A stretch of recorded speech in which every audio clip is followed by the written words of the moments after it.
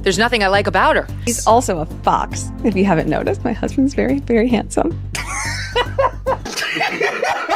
She was nothing like that. She didn't speak like that. Her mannerisms weren't like that. This is all fake. Why? Why does this woman have a podcast? Why does she have a show? She's not important. She married for money. It's very clear she bagged the elephant. She was thrilled. She became a, quote, princess. Are you in love now more than ever? Are you in love? How happy and beautiful is your husband? She was a real hard-nosed LA girl. Yeah. Now she's like this, oh, I'm soft, I'm mummy, I'm this. It's all bullshit. She's stuck because she was an actress who became a real princess, who wants to be an actress again, but has to continue to pretend to be a real princess. But she is a malignant narcissist who cannot get enough of herself while she simultaneously plays the victim. And Megyn started accepting all these compliments. I know I'm great, aren't I? The quiet never lasts. Just when the buzz fades, it roars back. With Meghan Markle, calm feels like a pause, not an ending. She steps into the headlines again, and it is not the storyline she would pick. The dust lifts, cameras flare, and the room fills with voices. We think it might settle. It does not. Keep an ear on what comes next, because one small detail a little later will change how this opening feels. Before we roll the next clip, picture this. The house lights click on. A soft share becomes a ripple, then a steady wave, then a full surge. We start with sweet words, then hit a cold front, then reach a wider jury that sits far beyond the studio. Can a tender story survive a loud world, or will every glance and gesture be treated like a coded message? What seems warm at first can turn into a test of trust only moments later. Hold that thought, because the turn arrives sooner than you expect. There are times we get together and I'm like, I just want to have DoorDash come in. And you're like, let's make some. And I'm like, no, I don't want to cook again, Megyn. My God, take a break.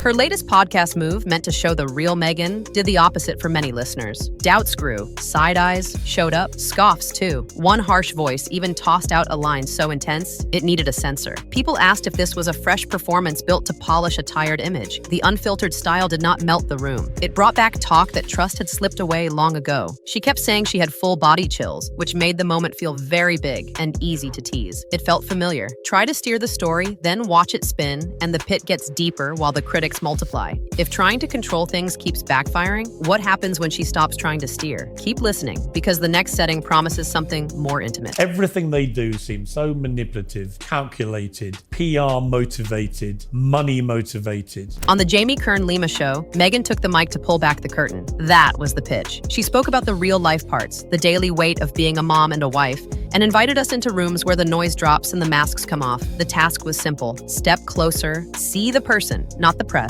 Hear the stress, the choices, the small wins, the tired nights. If we see that, we might feel different, or we might not. The next moment tries to seal that feeling with a personal habit. I know that I'm a great friend, and I know the kind of mom I am, and I know the kind of human being I am, and I know how I show up. Then came a softer reveal. She said she writes nightly emails to Archie and Lilibet, saving little sparks from each day so they can hold them later. The picture was clear. A hands-on mother, working hard, showing quiet care in plain sight. The mood flipped fast. Critics rushed in. Many called it forced and painfully inauthentic. Some asked if she truly thought this would land. One voice said it made them feel sick. The gap grew wider. Was this a warm habit shared from the heart, or a crafted scene meant to win back the room? The next clip puts that question under a brighter light. Oh my God. I just threw up a little in my mouth.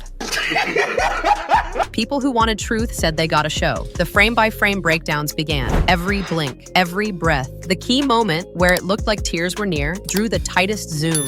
Viewers said they did not see a single tear. That small detail turned into fuel. Claims grew louder. Even her pain looked directed, they said, as if sorrow waited for a cue, then hit its mark on time. If that is true, it is a hard charge. If it is not, it still shapes how the clip gets read. That is the power of slow motion in a viral world. Tiny things get huge. And right when the emotion is questioned, a tougher voice steps in. Pretending that she's crying. We zoomed in just to see. There isn't a tear in sight. Look at this. The more she reaches for vulnerability, the colder the crowd seems to feel. Questions keep growing about what is genuine. If the podcast emotion stirred debate, the talk about her royal role cut deeper. Her newest podcast turn, seen by many as a misstep, fed a fire already burning. Big voices weighed in. Some did not hold back. Media figure Megyn Kelly used brutal words and labeled Megyn a malignant narcissist. That line was not a throwaway. It pulled the story into rougher water, and it set up a claim that goes beyond feelings. feelings. There's nothing I like about her, but she is a malignant narcissist who cannot get enough of herself while she simultaneously plays the victim. To Kelly, the shaky voice and moist eyes were not openness. They were tactics. That claim did not sound like a casual jab. It fed the belief among critics that Meghan's royal chapter was engineered from the start. The chorus leaned in. They said the marriage to Prince Harry looked less like a love surge and more like a calculated choice. A harsh phrase returned,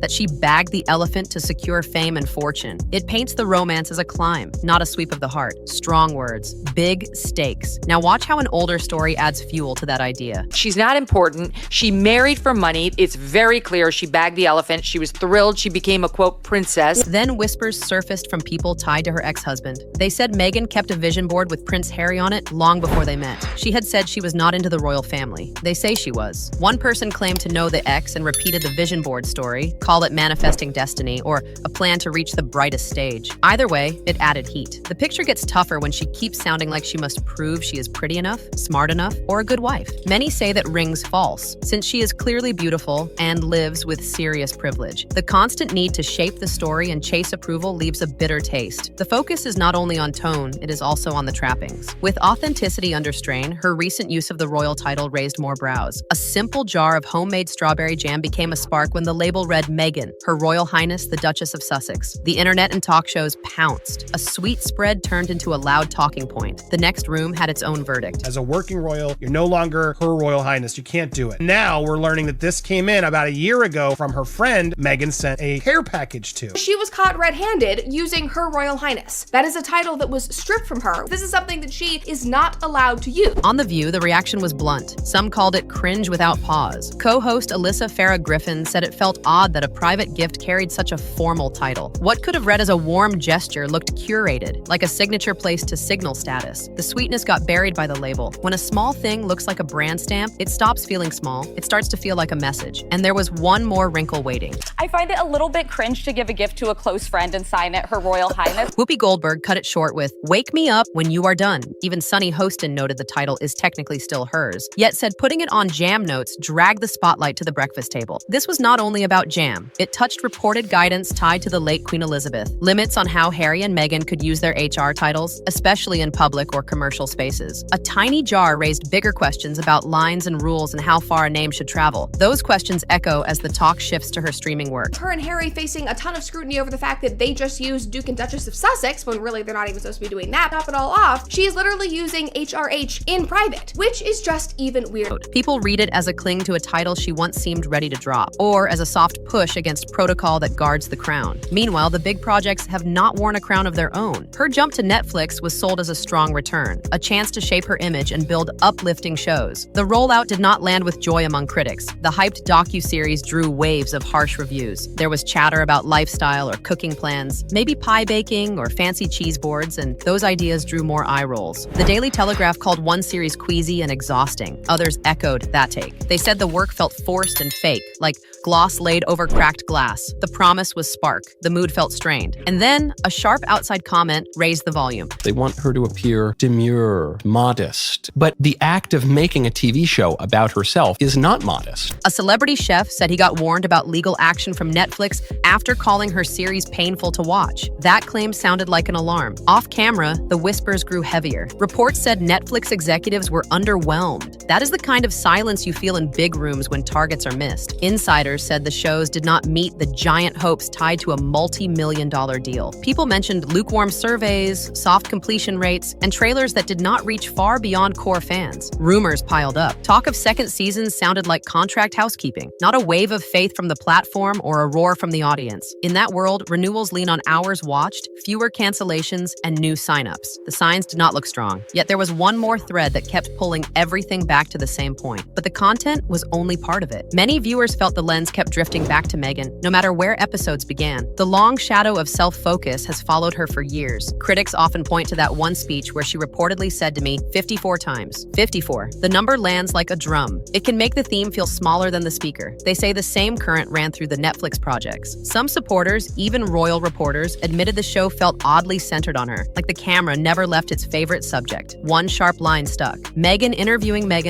with guests as set pieces. The fresh and relatable promise thinned out because the message could not move past the mirror. Reviewers said the episodes teased big ideas. weeks, then circled back to familiar talking points, tidy rooms, and emotions that felt practiced. And if the screen raises doubts, the off-screen talk adds weight. If the public face looks carefully arranged, the private accounts sound tough in a way that stays with you. Megyn presents herself as a voice for kindness. People who say they worked close describe a rougher scene when the doors close. From London to Montecito, whispers paint a workplace that does not match the polished picture. Some alleged former staffers called her a nightmare boss. A few used words so harsh they read like heat. These were not soft gripes. They told of sharp, sudden outbursts, of yelling that cut the air, of comments that left people small. The pattern they describe sounds steady. High turnover, young women in tears, teams worn down by the pace. Insiders talk about tight calendars, strict message control, and constant rewrites that kept tempers high. There is talk of non-disclosure agreements, HR steps, and a culture that prized control more than calm. These are claims, not verdicts, but they shape what people think they see. And they set up the final question that hangs over everything. So after the interviews, the headlines, and the confessions, what sits in front of us? We see podcast moments that shake, public moves that bend back the wrong way, a steady beat of self-focus, and heavy accounts from people who say they served under her roof. The pattern looks clear to many because it repeats across time and projects. Maybe this warns us about chasing Hollywood shine after royal life. Maybe it shows how hard it is to stay perfectly curated when the lens never sleeps and every second can be clipped and shared. It raises bigger questions about the machine that builds modern stars and what happens when the seams show. Is Megyn a skilled player using hardship as a shield? Is she a target hammered by a hostile press? Or is the truth sitting somewhere in the gray? With so many perceived missteps and a split crowd, can she rebuild her image?